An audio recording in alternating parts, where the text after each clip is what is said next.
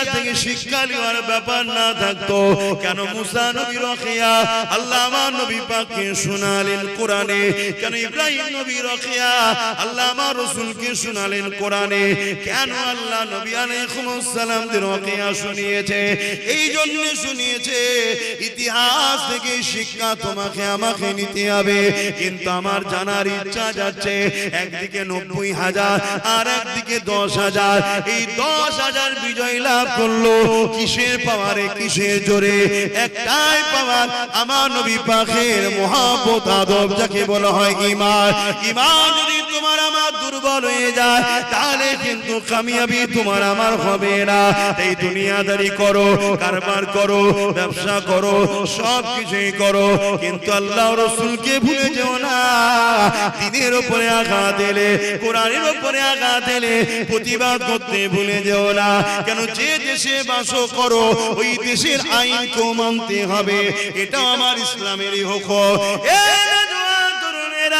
আল্লাহ নবী সাহাবাদের কেমন প্রেম ছিল, কেমন মহব্বত ছিল। আল্লাহ নবী নূহ নবী দয়া নবী এমন সময় সাহাবাদেরকে লক্ষ্য করে বললে, বাবা সাহাবারা, জালিমরা ভেতরে ভেতরে তৈরি হচ্ছে বাবা, আমাদের উপরে হামলা করবে বলে। আজকে তোমাদেরকে জিজ্ঞাসা করছি, জালিমরা ভেতরে ভেতরে তৈরি আজকে দিনও হচ্ছে না হয়নি? তারা কিন্তু সব তৈরি করছে। তারা রাত পাওয়ারও তৈরি করছে, ওই পাওয়ারে তারা ধর্মস্থানও তৈরি করে নিচ্ছে। রাত পাওয়ারও তৈরি করছে, ওই পাওয়ারে তারা আমার মসজিদ, মাদ্রাসা, কবরস্থান, ঈদগাহ, খানকাকে সব কিছুকে দখল করে নিচ্ছে। তারা ভেতরে ভেতরে ভেতরে সব দিক দিয়ে তারা কিন্তু তৈরি হচ্ছে। আজকে প্রকাশ্য হচ্ছে। আল্লাহ নবী সাহাবাদেরকে বললে, বাবা সাহাবারা, কার কি আছে বাবা? আমি রাসূলুল্লাহ, আমাকে দাও বাবা, দ্বীনের জন্য দাও বাবা। কোন সাহাবা এসে উট দান করছে, কোন সাহাবা এসে ঘোড়া দান করছে, যার যা সামর্থ্য রয়েছে আল্লাহ নবীর কাছে দিতে লেগেছে। ওই সময় একটা মহিলা কোলে বাচ্চা নিয়ে আল্লাহ রাসূলের দরবারে এসেছে। আমার আম্মা জানেরা, আমার বোনেরা, মন দিয়ে শোনে, এই জমিনে নারীদের কোনো ইজ্জত ছিল না গো। এই জমিনে নারী ছিল অশুভ, এই জমিনে নারী ছিল ভোগের জিনিস, এই জমিনে নারী ছিল খেলার জিনিস। কিন্তু আমার রাসূলুল্লাহ নারীদেরকে এত সম্মান দিয়েছে, প্রত্যেকটা পুরুষের জান্নাত নারীর পায়ের তলায় করে দিয়েছে। ওই পুরুষটা, প্রতিটা পুরুষের জান্নাত তার মায়ের পায়ের তলায়। মা হলো নারীর জাত, আল জান্নাতু তাহতা আকদামুল উম্মাহাত। এই জমিনে নারীদের কোনো মর্যাদা ছিল না। নারীদেরকে বাজারে আলু পটলের মতো কেনা বেচা হতো। মানুষ দাম দিয়ে এমন করে তাদেরকে খরিদ করে নিয়ে যে তাদের শরীরকে শোষণ করে তাদেরকে হত্যা করে ফেলতো। কিন্তু আমার রাসূলুল্লাহ এসে এই জমিনে মায়ের জাত নারীদেরকে এত সম্মান দিয়েছে। আল্লাহ নবী জানিয়ে দিল, একটা একটা নারী একটা একটা জান্নাত। আল্লাহ নবী আরো বলেছে, একটা নারী, দুটো নারী যদি কোনো বাবার হয়ে, ওই বাপ যদি নারীগুলোকে মহব্বত, স্নেহ, মমতা, মায়া দিয়ে লালন পালন করে বিবাহ দিয়ে দেয়, ওই দুই নারীর বাবাকে কিয়ামতের দিন আমি মুহাম্মদ রাসূলুল্লাহ শাফাআত করে আল্লাহর জান্নাতে নিয়ে যাব। আল্লাহ নবী আরো বলেছে, যদি কমন করে একটা, দুটো, তিনটে কন্যা কোন বাপ যদি পেয়ে যায়, ওই বাবা যদি তিন কন্যাকে লালন পালন করে মায়া মমতা স্নেহ দিয়ে বড় করে তার যদি বিবাহ দিয়ে দেয়, আল্লাহ নবী দুটো আঙুল তুলে দেখিয়েছে, এই দুই আঙুল যেমন পাশাপাশি রয়েছে, ওই তিন কন্যার বাবা আর আমি রাসূলুল্লাহ আল্লাহর জান্নাতে পাশাপাশি থাকিব। আরো জোরে বলুন সুবহান। কিন্তু 1450 বছর পরে আমার বাংলার জমিনের ভাটপাড়াতে একজন ভাঁড় বেরিয়েছে, বিজেপির নেতা অর্জুন সিং। সে বলতে লেগেছে, ইসলামে নাকি রেপ করাটা ভালো কাজ। বলুন নাউযুবিল্লাহ। ওর বিচার হয়েছে, ওকে অ্যারেস্ট করা হয়েছে। কেন অ্যারেস্ট করেনি? কেন পুলিশ মন্ত্রী যে সে ওদের বোন, আমাদের কেউ নয়। ইসলামের সঙ্গে তার কোনো মায়া দয়া সম্পর্ক নাই, তাই সে কেস করেনি। অথচ তোমার ভাঙরের কোন একটা মা বলেছিল মমতার নাকি স্বামী নেই, তাকে এই শয়তান কেস করে অ্যারেস্ট করিয়েছে না করেনি? মানে শয়তান ওদের, আমাদের নয়। আবেরানা জওয়ানেরা, আমি যে কথা বলতে যাচ্ছিলাম, আল্লাহ নবী দরবারে একটা মহিলা চলে আসলো। কোলে একটা ছোট বাচ্চা রয়েছে। মহিলা কোলে করে বাচ্চা নিয়ে এসেছে। কোলের বাচ্চা কতটা ছোট হতে পারে বোঝার চেষ্টা করে। ওই সময় মহিলাটা বলতে লাগলে, ইয়া রাসূলুল্লাহ, হাবিবাল্লাহ, এই বাচ্চাটাকে আমি আপনার কাছে দিতে চাই। এই জিহাদের জন্য, লড়াইয়ের জন্য, জালিমদের মোকাবিলার জন্য এই বাচ্চাটাকে আপনাকে দিতে চাই। আল্লাহ নবী বলেছিলেন, মা, এই বাচ্চা নিয়ে আমি কি করব? কেন লড়াইয়ের ময়দানে এই বাচ্চাটা কি কাজে লাগবে? ওই সময় মহিলা বলেছিলেন, ইয়া রাসূলুল্লাহ, হাবিবাল্লাহ, আপনি ঠিকই বলছেন, সত্য বলছেন, এই বাচ্চা লড়াইয়ের ময়দানে কি কাজে লাগবে। তবে ইয়া রাসূলুল্লাহ, এই মা হয়ে এই বাচ্চাকে 10 মাস 10 দিন পেটে রেখেছিলাম। মন দিয়ে শোনে, আমার আম্মারা, মন দিয়ে শোনে, আপনার ঘরেও সন্তান আছে। ওই সন্তানকে আপনি আমি ধরে রাখছি, বাবা যাস না রে, বেরোস না রে বাবা, লাল আমার ঘরে তা করে, তা করে, তা করে, তা।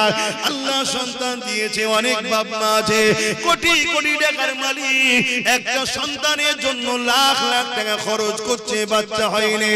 মা, তোমাকে আল্লাহ সন্তান দিয়ে পরীক্ষা নিচ্ছে, তোমার কাছে সন্তান আগে না আল্লাহ আগে। এই পরীক্ষার দিন এসে গেছে, এখানে আর হাত গুটিয়ে বসে থাকলে হবে না। হে যুবকেরা, আইন যদি আইনের মতো চলতো তাহলে আজকে আমাকে কথা বলতে হতো না। সংবিধান অনুযায়ী যদি দেশ চলতো তাহলে আজকে আমাকে এই শিক্ষা দিতে হতো না। কেন আমার সংবিধানে 25 নম্বর ধারায় আছে, দেশ এবং সরকার কখনো ধর্মের পক্ষে বিপক্ষে যেতে পারবে না। কিন্তু আজ যারা মাথায় বসে রয়েছে, নেতা মন্ত্রী, সরকার, পিএম সিএম হয়ে রয়েছে, তারাই সংবিধানের গলায় পা তুলে দিয়েছে। তাই আমার ধর্ম প্রচারক হিসাবে আজ বলতে বাধ্য হচ্ছি, মা শুনে রেখে দাও। সেই দিন ওই মাটা বলেছিলেন, ইয়া রাসূলুল্লাহ, হাবিবাল্লাহ, এই বাচ্চা কোনো কাজে লাগবে না আমি জানি, তবে এই জন্য আমি দিতে এসেছি, আপনার দিকে যখন তীর আসবে, আপনার দিকে কেউ বল্লম ছুড়বে, আমার বাচ্চাটাকে আপনি ঢাল হিসাবে ধরবেন। জালিমদের তীর আপনাকে লাগতো, আমার বাচ্চার বুকে এসে লাগবে, আমার বাচ্চার পিঠে এসে লাগবে, আমার বাচ্চাটা জালিমদের তীরে দিয়ে ঝাঁঝরা হয়ে যাবে। আমি মা 10 মাস 10 দিন ধরে এই বাচ্চাকে বুকে করে নিয়ে পেটে ধরেছি, আমি লালন পালন করে 2-3 বছর ধরে রেখেছি। ইয়া রাসূলুল্লাহ, হাবিবাল্লাহ, কিন্তু আমি আপনাকে এত ভালোবাসি, আমার বাচ্চা তীর খেয়ে মারা যাবে, আমার কোনো ব্যথা নাই, হুজুর আপনাকে যেন আঘাত না লেগে যায়। আরো জোরে বলুন সুবহান।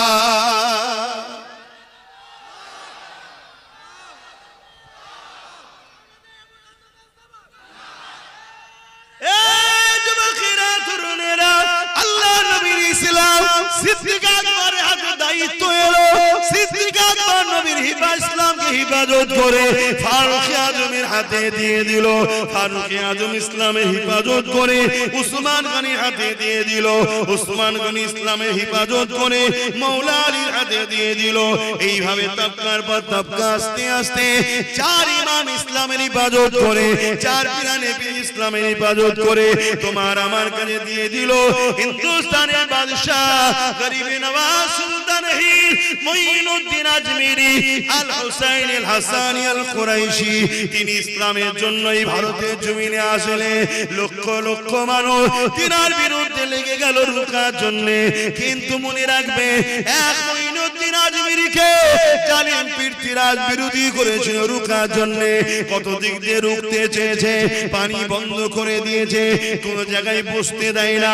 পুলিশ মিলিটারি দিয়ে রুখতে চেয়েছে, কোন দিক দিয়ে যখন পারে না, জাদুকর জয়পালকে ডেকে নিয়ে এসে আমার গরিবে নওয়াজকে আগুনের বান মারতে লেগেছে। আমার গরিবে নওয়াজ আগুনকে বলতে লেগেছে, কে তোকে পাঠিয়েছে?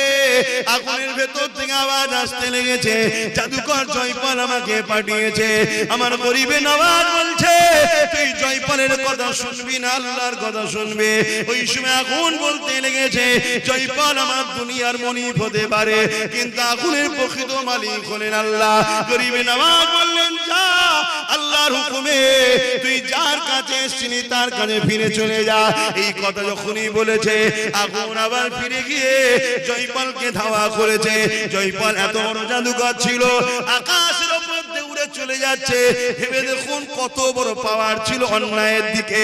এই আগুনের উপর যখন উপর দিয়ে ফিরে চলে যাচ্ছে, আমার গরিবে নওয়াজ জুতাকে বলেছে, খড়মকে বলেছে, যা জয়পালকে নবী এলিয়া জুতার বাড়ি মাথাতে মেরেছে, বারেক মাথায় মারলো।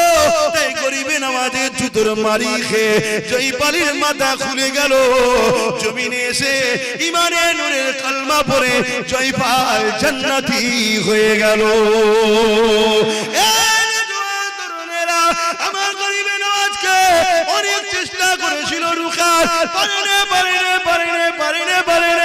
যারা রুখতে চেয়েছে তাদেরই ঘর থেকে একটা দুটো নয়, 1000 2000 নয়, 90 লক্ষ যুবক যুবতী ইমানের নূরের কালেমা পড়ে মুহাম্মদ রাসূলের দিবানা হয়ে যায়।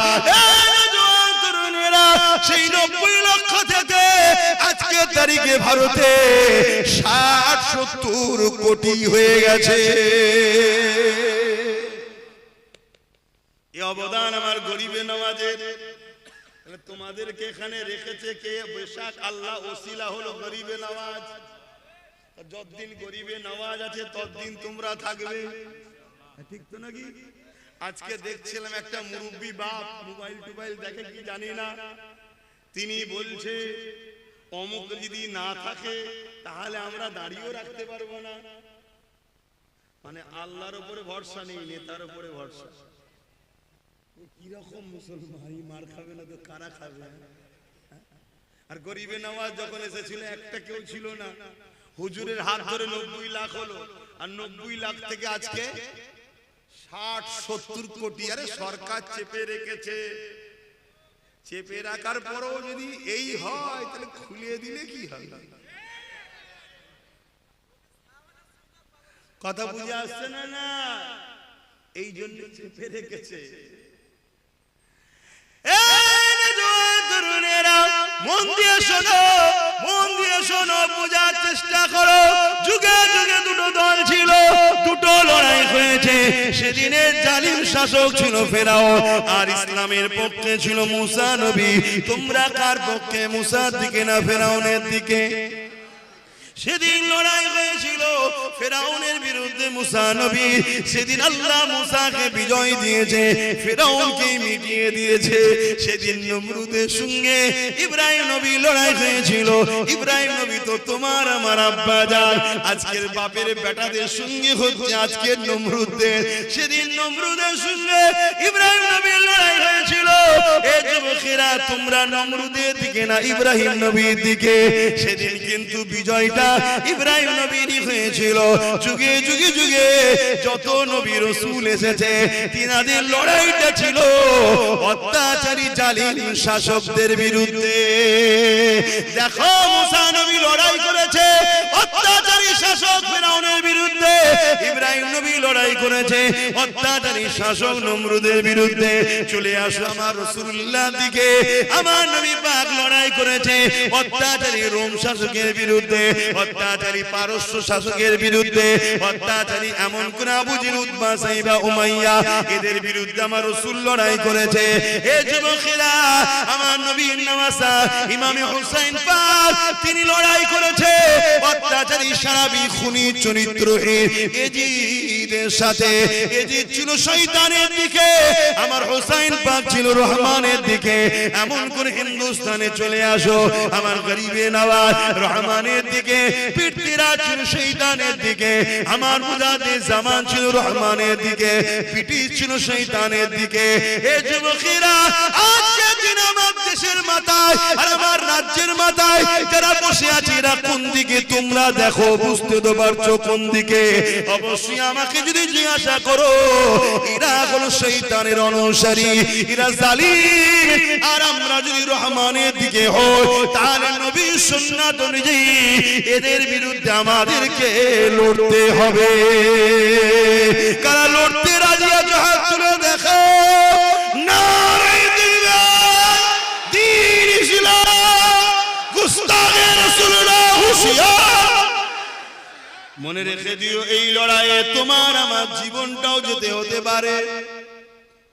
আফসোস আছে, দুঃখ আছে। যদি কেউ বেঁচে থাকতে চাও হাত তুলবে না। যদি জীবনটাও হকের জন্য, রহমানের জন্য, জালিম শাসকদের বিরুদ্ধে লড়তে গিয়ে যদি যায়, এই জীবন কারা কুরবানি করতে পারবে? হাত তুলে দেখাও। প্রথমে হাত আমি তুললাম, দিতে রাজি আছি। আপনারা পারবেন? হাত নামান, না ঘাবড়াবেন? ও আল্লাহ, বেটার বেদিতে হবে, বেটির বেদিতে হবে, এখন বললে হয়?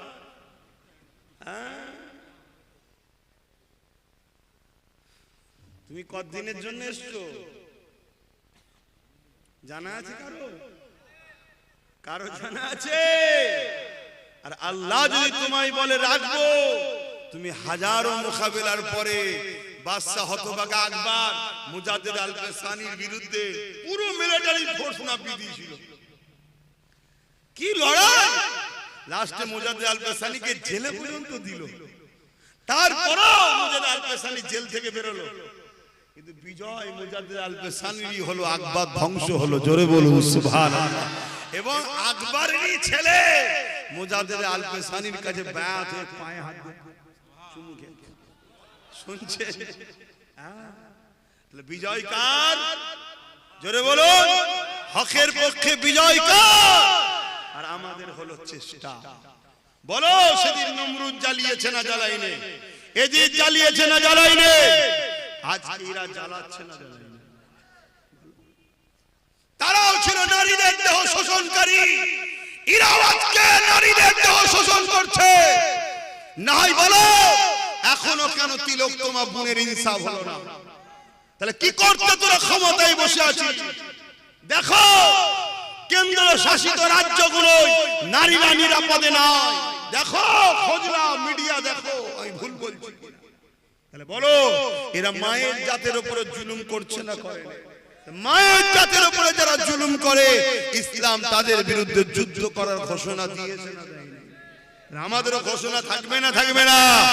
এবং আমার দেশ নারীদের পক্ষে, জালিমদের বিরুদ্ধে, যারা নারীদের বিরুদ্ধে, তাদের বিরুদ্ধে আমার দেশের সংবিধানও ঘোষণা দিয়েছে লড়াই। ঠিক না বেঠি? তাহলে দেশও সাথে, ধর্মও সাথে। টেনশন কিসে? টেনশন কিসে? টেনশন হচ্ছে নাকি? হ্যাঁ, কিন্তু লড়াই বিশাল জোর হবে। লড়াই বিশাল জোর হবে। এই লড়াইয়ে আমাকে আপনাকে একা ভাবতে হবে, আল্লাহ ছাড়া কেউ নেই। কথা মাথায় ঢুকছে? তারপরেও পারবে তো? হ্যাঁ, তার জন্য বসবে ঠান্ডা মাথায়, যে যার এলাকায় বসবে, কাগজ নিয়ে ব্লুপ্রিন্ট তৈরি করবে। কথা বুঝে আসছে? কখনো কখনো ওই কি বলে যে, ওই ডিসকভারিতে কি একটা ন্যাশনাল জীবজন্তু সব এ দেখায়। হ্যাঁ, ওই জীবজন্তুদের সব এ দেখাইবো, কিভাবে শিকার করছে, কি করছে। হ্যাঁ, ওই যাই হোক, তুমি যদি বুঝতে পেরে যাও তো ভালো।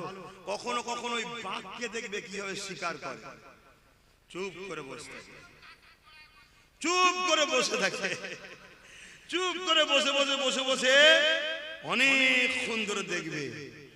কথা বুঝে আসছে না? ওই রকম ভাবে তুমি প্ল্যান করো, পরিকল্পনা করো, করে তারপরে তোমাকে তোমার বাচ্চার ভবিষ্যতের কথাও ভাবা দরকার আছে না নাই? তুমি তো গার্জেন, তোমার অধীনস্থ এইগুলো, এগুলো কি অপরাধ করেছে তোমার ঘরে জন্ম নিয়ে? তুমি গাই খেলা হয়ে আবেগে ঘুরলে তো হবে না, এগুলোকে খেয়াল রাখতে হবে, এগুলোর কথা ভাবতে হবে না? আজকে কতটা বুবা হয়ে গেলাম আমরা, কতটা অসহায় হয়ে গেলাম আমরা। আমার কোরআনের নামে মিথ্যাচার হয়, আমার ইসলামের নামে মিথ্যাচার হয়, আমার নদিয়াতে রাজ্য সরকার বোলডুজার দিয়ে ঈদগাহ দখল করছে, দুর্গাপুরে বোলডুজার দিয়ে মাদ্রাসা ভাঙছে, এত কিছু জুলুম হচ্ছে, তারপরও আমরা অসহায়, কিছুই করতে পারছি না। তাহলে তোমার আমার বাচ্চার সময়টা কত ভয়ানক আসছে বলো। আজকে আমার আদিবাসী ভাই বোনেরা তারা আজকে কত অসহায় বলো। সেই আবার সেই দিন আসছে, শুনে রাখো একটা ইতিহাস। এই ভারতবর্ষে একটা সময় ছিল উঁচু জাত আর নিচু জাত। কি জাত? নিচু জাত। ইসলামে কোনো উঁচু নিচু নেই, মানুষ জাত। কথা বুঝতে পারছো তো নাকি? হ্যাঁ, উস্তাদকে উস্তাদ হিসেবে সম্মান, বাপ মাকে বাপ মা হিসেবে সম্মান, মানুষ হিসেবে সবাই সমান। উঁচু জাত নিচু জাত বলে কিছু নাই। তাই উঁচু জাত নিচু জাত ছিল। নিচু জাতের মেয়েরা স্তন ঢাকতে পারত না, নিয়ম ছিল। শোনেন, গল্প বলছি, ইতিহাস। ঢাকতে পারত না, ঢাকলে ফাইন দিতে হতো, ট্যাক্স দিতে হতো, আঘাত করা হতো। কথা বুঝে আসছে? লাস্ট পরে একটা সময় এক বোন তার ট্যাক্স যখন নিতে এসেছিল, সে নিজের স্তনকে কেটে পাতে করে ফেলে দিয়ে দিয়েছিল। ওইটা দেখে একটা বিদ্রোহ শুরু হয়েছিল। ওই বিদ্রোহের আগুন এত জোর ছড়ালো, যারা তৎকালীন সময় সব উঁচু জাত বলে সব নেতৃত্ব দিত, তারা সব ঘাবড়ে গেল। শোনো, হযরতে টিপু সুলতান তিনি আইন করে দিলেন, তিনি লড়াই করেছে, লড়াই করে নারীদের স্তন ঢাকার তিনি ব্যবস্থা করে দিয়েছিলেন। জোরে বলুন সুবহানাল্লাহ। মাইক জাতের উপরে কত জুলুম যুগে যুগে হয়েছে। রিসেন্ট দেখছিলাম সোশ্যাল মিডিয়ায় একটা বাবা, সে বক্তব্য দিচ্ছে যে নারী হচ্ছে মজা করার জিনিস। নারী কি মজা করার জিনিস? তাহলে বলুন এদের চিন্তাধারাটা কি? এদের চিন্তাধারা কি? এদের কাছে গলার কাঁটা হয়ে দাঁড়িয়েছে ইসলাম ও মুসলমান। তাই এরা প্রথম আমাদেরকে শেষ করতে চাইছে। তাই এসসি এসটি ভাইদের সঙ্গে বন্ধুত্ব করো, তাদেরকে বুঝাও যে তোমাদের সঙ্গে আমাদের কোনো লড়াই নেই, তুমি কি ধর্ম করো, তোমার রুচি, তোমার পছন্দ তোমার কাছে, কিন্তু মনে রেখে দিও আমরা আছি বলে তোমরা এখনো সম্মানে আছো। কেন? তোমাদেরকে ডাকা হয় ভোট হিসাবে। যেদিন আমরা থাকবো না, তোমরা নিচু জাত হবে। কথা মাথায় ঢুকছে না? ঢোকে না? এটা বুঝাও, বন্ধুত্ব করো, দুশ্মনী নয়, বন্ধুত্ব করো, ভাই ভাই করে ঐক্যবদ্ধ হও। আমার কথায় কাউকে আঘাত দিল? আমি শেষ কথা বলে যাচ্ছি, আমার ইসলাম কোন ধর্মের বিরুদ্ধে লড়াই করেনি, কারোর বিরুদ্ধে লড়াই করার ইজাজত দেয়নি। আমরাও কখনো কোনো ধর্মের বিরুদ্ধে বলি না, কোন ধর্মের সঙ্গে ঝগড়া করি না। হিন্দু হোক, আদিবাসী হোক, সাঁওতাল হোক, বাগদি হোক, সবাই আমাদের ভাই বোন। কেন? বাপ আদম মা হাওয়ার সন্তান। কিন্তু জালিমের বিরুদ্ধে লড়াই করা ইসলাম ফরজ করেছে, লড়াই করছি, আগামী তো করব। আমার সাথে কারা লড়াই করতে রাজি আছো? আর একবার হাত দাও। এ কথা ঠিক তো নাকি? ঠিক আছে, আগামী দিন তোমরা কলকাতায় যাচ্ছ তো, ঘুরে আসো, তারপরে আবার কথা হবে। কথা বুঝে আসছে? একটা ছোট্ট কাজ আছে, একটু করে নেবো। একটা নাথ পড়িয়ার একটা কাজ করে নি। বলি আব্বা? হ্যাঁ আব্বা, প্রথমে আপনি শুরু করেন, পকেটে হাত দেন, প্রথম হাতটা দেন, কিছু একটু শরীক হন। এখনই নামাজ পড়তে হবে। এখানে একটা জামাত করা যাবে? এখানে একটা নামাজের জন্য কাউকে রেডি করেন, এখন নয়, আগে দোয়া হবে তারপর। দাও লোক পাঠাও। আচ্ছা সালামটাকে দিয়ে নি, তারপর তুলবে। ইয়া নবী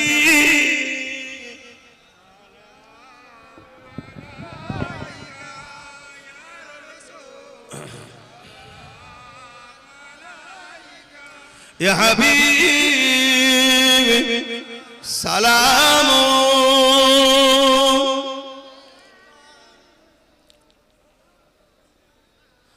ভাই একটা কথা ছোট্ট জিজ্ঞেস করছি, একদিকে 10 লাখ টাকা আছে, একদিকে 10 লাখ টাকা আছে,